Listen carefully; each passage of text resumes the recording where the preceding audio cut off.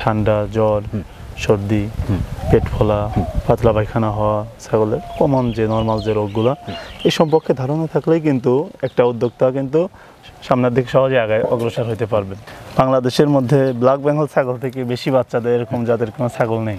এখন খাবার খরচ যদি কমাতে না পারেন তাহলে কিন্তু আপনি প্রফিট করতে পারবেন না। এই অরিজিনাল ব্ল্যাক বেঙ্গল জাতের ছাগলটা কিন্তু বাংলাদেশে অ্যাভেলেবল নেই। ব্ল্যাক বেঙ্গল ছাগলের মৃত্যু হার সবচাইতে কম। ছাগল পালন কিন্তু কঠিন কাজ না, কিন্তু ধৈর্যের একটা কাজ। ধৈর্যের কাজ, রাইট। এই রেটের মধ্যেই আমরা যেটা করি, অরিজিনাল ব্ল্যাক বেঙ্গল জাতের একটা ছাগল খামারিদের কাছে দেই এবং ভ্যাকসিনেশন কমপ্লিট করা, একদম সুস্থ সবল, খামার উপযোগী এবং অধিকাংশই প্রেগনেন্ট থাকে।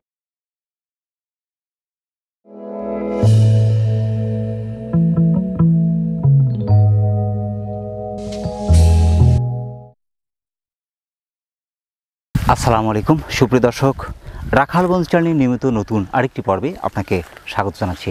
প্রিয় দর্শক, এই মুহূর্তে অবস্থান করছি পাবনা আমিনপুর তালিমনগর গ্রামের শাকিল ভাইয়ের 100% ব্ল্যাক বেঙ্গল জাতের ছাগলের খামারে। দর্শক, বর্তমান সময়ে আধুনিক বিভিন্ন জাতের ছাগলই কিন্তু দেশে রয়েছে। সেখানে শাকিল ভাই এখন পর্যন্ত 100% ব্ল্যাক বেঙ্গল ছাগলগুলো সারা দেশের বিভিন্ন প্রান্তিক পর্যায়ের খামার থেকে সংগ্রহ করে সেগুলো তুলে দিচ্ছেন সারা দেশে বিভিন্ন উদ্যোক্তাদের হাতে। এগুলো কীরকম দরদামে বিক্রি করছে, লালন পালন কীভাবে করছে, বিস্তারিত থাকছে আজকের এই পর্বে। আশা করছি পুরো ভিডিও জুড়ে আমাদের সঙ্গে থাকবেন।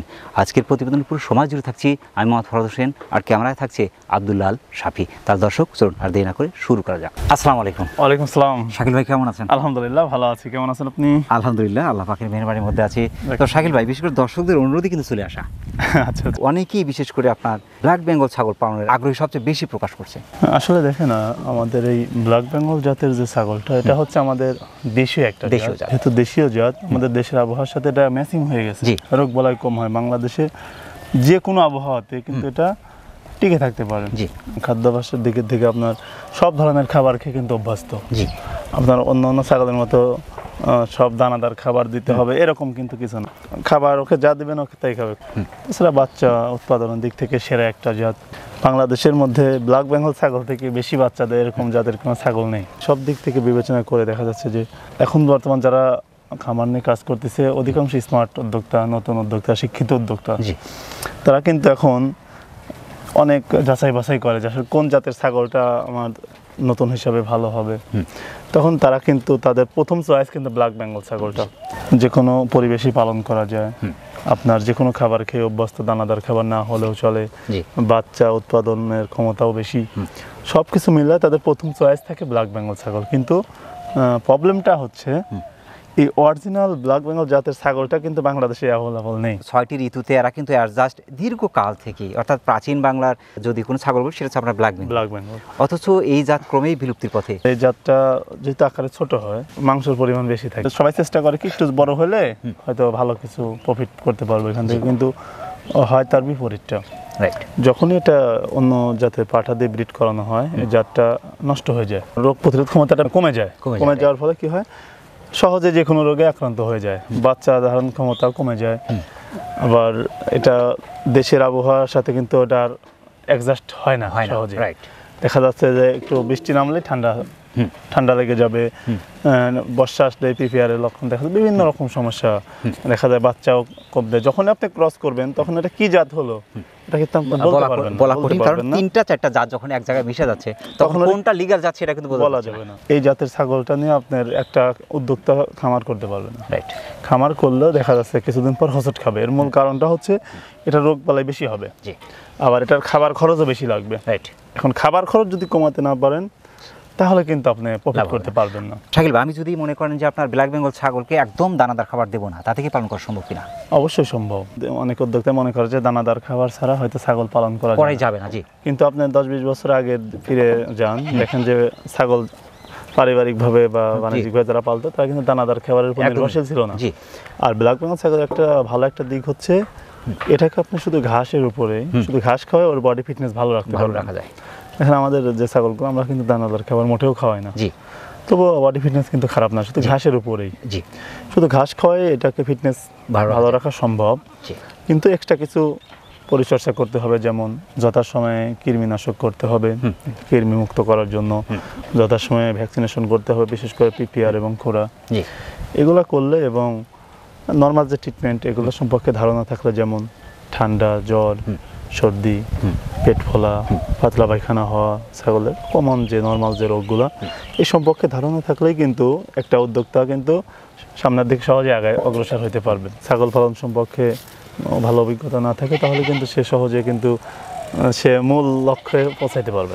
অন্যান্য জাতের তুলনায় ব্ল্যাক বেঙ্গল ছাগলের বাচ্চা মৃত্যুর হার জি সব ছাগলেরই কম বেশি আছে। ব্ল্যাক বেঙ্গল ছাগলের মৃত্যু হার সবচাইতে কম। ব্ল্যাক বেঙ্গলের কিন্তু 4টা-5টা বাচ্চা পর্যন্ত হয়ে থাকে। ভালো পরিচর্যা করলে দেখা যাচ্ছে যে যেহেতু এটা প্রাকৃতিকভাবে প্রাকৃতিক খাবার খেয়ে যেহেতু এটা বড় হয় এবং বাচ্চাগুলো সতেজ থাকে। শাকিল ভাই, প্রত্যেকটা ছাগলে কিন্তু পর্যাপ্ত পরিমাণ দুধ আছে, অর্থাৎ এদের বাচ্চা যদি 4 থেকে 5টা বাচ্চা হয়, এদের দুধের ঘাটতি সম্ভবত হবে না। হ্যাঁ, আসলে 4টা-5টা বাচ্চা তো সব ছাগলেরই হয় না, যেগুলোর বয়স কম সেগুলোর 1-2টা হয়, যেগুলোর বয়স একটু বেশি 2বার বাচ্চা দিছে, 3বার বাচ্চা দিছে, ওগুলো 3টা হয় বেশি। আর যেগুলো 3 থেকে 5 বারের মধ্যে এগুলো 4টা-5টা অনেক সময় হয়। আচ্ছা, কিন্তু দেখা যাচ্ছে যে ছাগলের 4টা বাচ্চা হবে, ওই ছাগলের কিন্তু দুধের যে বাটটা ওইরকমই থাকবে, মানে 4টা বাচ্চার মতো, মানে আল্লাহ তাআলা ওইভাবেই খাদ্য ওইভাবেই দিয়ে দিয়েছে ওদেরকে। কিন্তু যেটার একটা বাচ্চা হবে সেটার তো দুধের বাট অত বড় থাকবে না বা দুধও বেশি হবে না, মানে আল্লাহ তাআলা ওইভাবেই সৃষ্টি করছে ওর 4টা বাচ্চা হলে যাতে খাইতে পারে। ওর আগে খাবার রিজিকের ব্যবস্থা আগে করে তারপরে আল্লাহ তাআলা এই বাচ্চাগুলোকে পাঠায়। ছাগলের জন্য দুঃসময় বলা হয় 2টা ঋতু, বিশেষ করে বর্ষা এবং শীতকাল। বর্ষাতে পর্যাপ্ত পরিমাণ বৃষ্টি হচ্ছে, সেই সময় বাইরে যেতে পারছে না, হালকা একটু ভিজলে ঠান্ডা লাগছে, সেই সময় কিন্তু বাচ্চা মারা যাচ্ছে, বড় ছাগল অনেক সময় মারা যাচ্ছে। শীতকালে ঠান্ডাজনিত সমস্যাগুলো বেশি, সে সময় ছাগল মারা যায়। সেই 2টার সময় একটু সাবধান রাখতে হবে। আমি বর্ষা মৌসুমে যেটা দেখেছি, সময় ঘাসের পর্যাপ্ত সংকট শুরু হয়, সেই সময় এদেরকে কী ধরনের খাবারগুলো দিলে ভালো হয় মোটামুটি? আসলে আপনি যে কথাগুলো বললেন যে ছাগলের সবচাইতে খারাপ সময়, আমি যেটা মনে করি, আমার কাছে বছরের প্রত্যেকটা ঋতুই সমান। কারণ আমি একজন খামারি। আমি যদি এখন মনে করি যে শীতের সময়ের জন্য ছাগলের জন্য খারাপ পরিবেশ, আমি শীতের সময় ছাগল লালন পালন করবো না, তাহলে কিন্তু হবে না। আবার যদি মনে করি যে বর্ষার সময় সমস্যা হয়, বর্ষার সময় আমি অফ স্টপ রাখবো, তাহলেও কিন্তু হবে না। রাইট। এখন আমি যেহেতু একটা খামারি, আমার কাছে এমনভাবে আমাকে প্রশিক্ষণ নিতে হবে, এই বিষয়ে এমনভাবে এক্সপার্ট হইতে হবে, বছরের 12টা মাসই আমার কাছে সমান, প্রত্যেকটা ঋতুই সমান, সেটা শীতকাল হোক বা গ্রীষ্মকাল হোক বা বর্ষাকাল হোক। এখন কি করতে হবে, জাস্ট কিছু টিপস ফলো করতে হবে আপনাকে। যেমন এখন বর্ষার সময় বৃষ্টি, বৃষ্টির সময় বৃষ্টি হবে, এটা স্বাভাবিক। এখন আপনি যদি বৃষ্টির মধ্যে ছাগল ছেড়ে দেন, তাহলে তার হবে না। এখন কি করতে হবে, ছাগল যাতে বৃষ্টিতে না ভেজে, ছাগলের বাসস্থানটা যাতে না ভেজে যায়, স্যাঁতস্যাঁতে না হয়ে যায়, ঠান্ডা যাতে না লাগে বৃষ্টিতে ভিজে, এই সব দিক যদি আপনি খেয়াল রাখতে পারেন তাহলে কিন্তু প্রবলেম হবে না। এখন খাবারের যে সংকটের কথা বললেন, যে অনেক সময় শীতকালে এবং বর্ষাকালে খাবারের সংকট দেখা যায়, কারণ আমি যেহেতু একজন খামারি, এখন আমি চেষ্টা করব খাবার খরচ কিভাবে কমানো যায়। এখন আমরা যেটা করি সেটা আমরা কিছু সাইলেজ তৈরি করে রাখি বা আগে কিনে রাখি। শীত যেহেতু বর্ষাকাল আসতেছে, হয়তো কিছুদিন খাবার সংকট থাকতেই পারে, নিচু এলাকাগুলোতে থাকতেই পারে। উঁচু এলাকার তো প্রবলেম হয় না, উঁচু এলাকায় যে রাস্তার আশেপাশে যে ঘাসগুলো আছে বা লতা পাতা আছে, এগুলো খেয়ে দেখা যাচ্ছে 20-50টা ছাগল করতে পারে। সবাই তো এই ফ্যাসিলিটিসগুলো পাবে না, সুযোগ সুবিধা পাবে না। তখন কি করতে হবে, সাইলেজ কিছু ধানের যে খড় ছোট ছোট করে কেটে এগুলা বস্তায় রেখে দিলে তখন ওই সময় কিন্তু ছাগলকে খাওয়াইতে পারবে। কোনোরকম 1 মাস বা 2 মাস অতিবাহিত করলেই। বর্ষাকালে আরেকটা জিনিস লক্ষ্য করেছি, গ্রাম অঞ্চলে ব্ল্যাক বেঙ্গল ছাগল 2-1জনের কাছে যাই আছে, বুক পানিতে নেমে এরা কিন্তু ঘাস খাচ্ছে। তো আমি শুনলাম যে তাতেও কিন্তু ছাগলগুলো অসুস্থ হচ্ছে না বা ভালো থাকছে। এটার মূল কারণ যেহেতু দেশীয় ছাগল হওয়ার কারণে দেশের আবহাওয়ার সাথে এটা ম্যাচিং হয়ে গেছে। আমরা কিন্তু বাঙালি হিসাবে উচ্চ তাপমাত্রাও কিন্তু আমরা সহ্য করতে পারি না, এবং আপনার অতিরিক্ত ঠান্ডাও কিন্তু সহ্য করতে পারি না। এখন আমরা যদি সাইবেরিয়া অঞ্চলে বসবাস করতে যাই, তাহলে কিন্তু আমাদের ওখানে জীবন ধারণ করা সম্ভব না। ওখানে কিন্তু কিছু লোকজন, কিছু জাতি জীবন ধারণ করতেছে, ওরা ওই পরিবেশের সাথে মিশে গেছে। মধ্যপ্রাচ্যে কিছু দেশ আছে, ওখানে তাপমাত্রা প্রায় 45 ডিগ্রির উপরে থাকে অধিকাংশ সময়, কিন্তু আমাদের দেশে 45 ডিগ্রি হলে কিন্তু আমাদের টিকে থাকাই মুশকিল হয়ে যায়। ওই পরিবেশে কিন্তু ওরা বসবাস করতেছে, তার মানে ওরা ওই আবহাওয়ার সাথে ম্যাচিং হয়ে গেছে। এখন এই ব্ল্যাক বেঙ্গল ছাগলটা এরকম, যেহেতু আমাদের 6 ঋতুর দেশ, কোনো সময় বৃষ্টি হবে, বর্ষা হবে, শীত হবে, এরকম সব পরিবেশেও পরিবেশেই কিন্তু টিকে থাকতে পারে। এখন পানিতেও খাবার খাবে, এটা স্বাভাবিক, কমন একটা বিষয় ওর জন্য, ব্ল্যাক বেঙ্গল ছাগলের জন্য একটা কমন একটা ম্যাটার। রাইট। নতুন উদ্যোক্তা কয়টা ছাগল দিয়ে কীভাবে শুরু করলে ভালো হয় বলে আপনার মনে হয়? এখন দেখেন ছাগল পালনের কয়েকটা ধাপ আছে।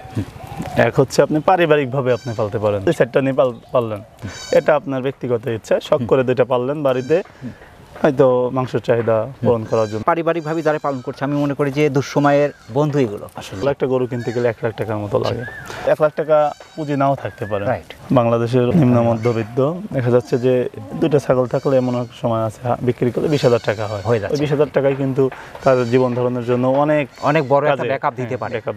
একটা কথা প্রচলন আছে যে ছাগলকে বলা হয় গরিবের গাভী।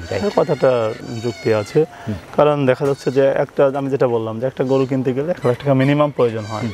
এখন এই 1 লাখ টাকা দিয়ে সবাই তো আর কিনতে পারবে না। আপনার 10,000 টাকা পুঁজি আছে, আপনি একটা ছাগল নিয়ে পালেন, 1 বছর পরে ইনশাল্লাহ 5-6টা হয়ে যাবে। তাহলে 2টা বছর পরিশ্রম করলে আপনি অনেকগুলো ছাগলের মালিক হয়ে যাবেন, এটা স্বাভাবিক। পারিবারিকভাবে করলে 1-2টা দিয়ে আপনি করতে পারেন।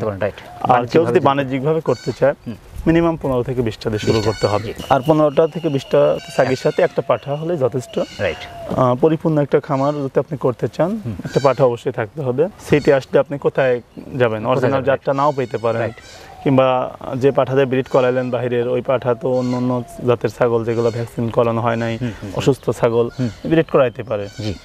এইগুলো ভাইরাস কিন্তু এই ছাগলের মধ্যে ছড়া যেতে পারে। এরকম অনেক প্রবলেম দেখা যায়। সেজন্য একটা খামারের জন্য থেকে 20টা ছাগলের জন্য একটা পাঠা রাখা খুবই জরুরি। অনেকেই ভুলটা করে, রাখে না। একটা ছাগল হিটে আসছে আপনি বুঝতে পারেন না, কিন্তু পাঠা থাকলে ওরা বুঝতে পারে, নিজেরা বুঝতে পারে। আর এমনিতে আপনি যদি মনে করেন যে না আমি শিখবো, 2-4-5টা দিয়ে শিখতে পারেন, সমস্যা নেই। যে আমি 1 বছর আমি দেখি কি অবস্থা হয়, এটা আমি বলি যারা বিশেষ করে নতুন তাদেরকে আমি ওয়েলকাম জানাই যে আপনারা আগে শেখেন। আসলে একটা মানুষ কিন্তু ভালো একটা জব করার জন্য 15 থেকে 20 বছর পড়ালেখা করে, নিজের কাছ থেকে শুধু ইনভেস্ট করে, তারপরেও জব কিন্তু সবার হয় না। রাইট।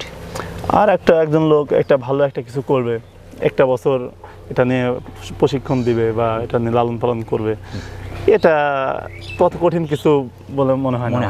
দেখেন লাভটা সবারই মূল উদ্দেশ্য থাকবে লাভ করার জন্য, কিন্তু মানুষ খামার করবে, উদ্দেশ্য থাকবে লাভ। কিন্তু ছাগল পালনের লাভ লসের হিসাবটা প্রথম যখন শুরু করবেন প্রায় 1.5 থেকে 2 বছর লাগবে প্রথম হিসাব, লাভ লসের হিসাব। এর মধ্যে আপনি লাভ লস হিসাব বুঝতে পারবেন না বা করা উচিত হবে না। 2 বছরে আপনি বুঝতে পারবেন লাভ লসের হিসাব। তারপর থেকে প্রত্যেক বছরে আপনি ভালো একটা অ্যামাউন্ট মানে আপনি প্রফিট করতে পারবেন। এক কাকা উনি প্রথমে তাঁত বোনাতেন আর কি, আমাদের তো তাঁতি এলাকা সিরাজগঞ্জ, তাঁতের কাজ বাদ দিয়ে উনি ছাগল পালনের মধ্যে আসে। ওনার মেয়েগুলোকে বিয়ে দিয়েছে, একটা ছেলে সিঁড়িতে পড়াচ্ছে, ছাগল পালন করেই। কিন্তু যারা ছাগল পালনের মজাটা বুঝে গেছে, ছাগল পালন কিন্তু কঠিন কাজ না, কিন্তু ধৈর্যের একটা কাজ, ধৈর্যের কাজ। রাইট। আর ধৈর্যের পরীক্ষা ছাড়া কিন্তু ছাগল যে কেউ পালতে পারে না। যারাই ধৈর্যশীলতার পরিচয় দিবে আল্লাহ তাআলা তাদেরকে অবশ্যই প্রতিদান দিবেন। আলহামদুলিল্লাহ। বিক্রি করছেন? জি, এগুলো বডি ওয়েটে বিক্রি করি 480 টাকা কেজি, আর প্রেগনেন্ট গুলো হচ্ছে 500 টাকা কেজি। 4 মাস প্লাস যেগুলো ওইগুলোই শুধু গ্যারান্টি দেই, তার নিচে কোনো গ্যারান্টি দেই না। আমাদের অধিকাংশ ছাগল গাভিন থাকে, নিজস্ব পাঠা আছে, যখন যেটা হিটে আসে আমরা বীজ দিয়ে দিই। পাঠাগুলো কি রকম রেটে বিক্রি করছেন? পাঠাগুলো আমরা 700 টাকা কেজি বডি ওয়েটে বিক্রি করি। আমাদের কাছে বিভিন্ন ছাগল 2 দাঁত, 4 দাঁত, 6 দাঁত, মানে কোনোটা একবার বাচ্চা হয়েছে, কোনোটা 2 বার, কোনোটা 3 বার, বিভিন্ন রকম। মানে খামারিদের পছন্দ অনুযায়ী আমাদের এখান থেকে নিয়ে যেতে পারে। এর চেয়ে বড় হয় কিন্তু এটা কেবল 4 দাঁত। 4 দাঁত আরো বড় হবে এটা। এটা বডি ওয়েটটা কেমন আছে ভাই? 21 থেকে 22 কেজি এরকম। আমাদের কাছে সব 100% ব্ল্যাক বেঙ্গল। দাম আসবে 10 থেকে 11 এর মধ্যে। 10 থেকে 11 এর মধ্যে। দামও তো অনেক সাশ্রয়, অনেক কম। আসলে যদি বলি একটা ছাগলের বডি ওয়েট যা হয় প্রায় অর্ধেক গোস্ত হয়। জি, অর্ধেক গোস্ত হলে এটা 22 কেজি হলে 11 কেজি গোস্ত হবে। 11 কেজি গোস্ত হলে আপনি 900 টাকা কেজি হলেও প্রায় 10,000 টাকা শুধু গোস্তর দামে আমরা ওই রকম ভাবে বিক্রি করি। এই রেটের মধ্যে আমরা যেটা করি, অরিজিনাল ব্ল্যাক বেঙ্গল জাতের একটা ছাগল খামারিদের কাছে দেই, এবং ভ্যাকসিনেশন কমপ্লিট করা, একদম সুস্থ সবল, খামার উপযোগী এবং অধিকাংশ প্রেগন্যান্ট। এটা বয়সটা কেমন হতে পারে? বাচ্চা দিবে এটা অ্যাডাল্ট। এটা বডি ওয়েটটা কেমন আছে? এটা আপনার 17-18 কেজি এরকম। 17 থেকে 18 কেজি বডি ওয়েট হতে পারে। জি। দাম আসতে পারে?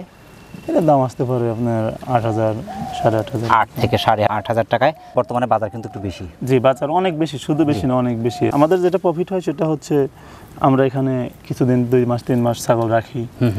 আমাদের এখানে খরচ, কাঁচা ঘাস নিজস্ব খরচ হয় না। দেখা যাচ্ছে 2-3 মাস রাখলে এমনিতে 2-3 কেজি ওজন বেড়ে যায়। একজন উদ্যোক্তা এখানে আসলেই ভালো হয় না, পাঠানোর কোনো ব্যবস্থা আছে? সবচেয়ে ভালো হয় আমাদের খামারে এসে দেখে শুনে পছন্দ করে নিয়ে যায়, সবচেয়ে ভালো হয়। আপনি বডি ওয়েটটা যখন করছেন তখন তো অবশ্যই কে তাকে দেখা দিচ্ছেন? অবশ্যই অবশ্যই ওনাদের সামনেই বডি ওয়েট করি। অনেকে আসতে পারে না, হয়তো প্রবাসে থাকে বা নারী উদ্যোক্তা বা অনেক দূর দূরান্তে, তাদের আমরা ভিডিও কলে, হোয়াটসঅ্যাপে ফোন দিয়ে ভিডিও কলে ওনাকে দেখাই দিই। কেয়ারিং খরচ বা বিকাশ খরচগুলো তাদের? সব খরচ আমরা বিকাশে নিলে টাকা খরচ নেই না, আমরা অ্যাকাউন্টে টাকা নিয়ে নিই। আর আমাদের সিস্টেমটা হচ্ছে আমাদের খামারে ছাগল খামার থেকে বের হওয়ার আগে টাকা আমাদের পেমেন্ট থাকতে হবে। যদি আসে তো এখান থেকে তারা দিয়ে নিয়ে যায়, আর যদি না আসে আমাদের ওয়েট করে আমরা কত কেজি হয় জানিয়ে দিই, কোনটা কোনটা নিবে ভিডিও কলে দেখাই দিই, প্রয়োজনে ভিডিও সেন্ড করি। তারপরে কত টাকা হয় ওনাদের কাছে পাঠাইলে আমাদের টাকা সেন্ড করে দিলে আমরা তাদের ঠিকানায় পাঠিয়ে দিই। শাকিল ভাই, অনেক ব্যস্তের মধ্যে কষ্ট করে আমাদের চ্যানেল সময় দেওয়ার জন্য আমাদের চ্যানেলের পক্ষ থেকে আপনাকে অসংখ্য অসংখ্য ধন্যবাদ। সেই সাথে আপনার 100% ব্ল্যাক বেঙ্গল জাতের ছাগল খামারের উত্তরোত্তর সফলতা কামনা করছি এবং আপনার জীবনে উত্তরোত্তর সফলতা কামনা করছি। ধন্যবাদ। আসসালামু আলাইকুম। ওয়ালাইকুম আসসালাম।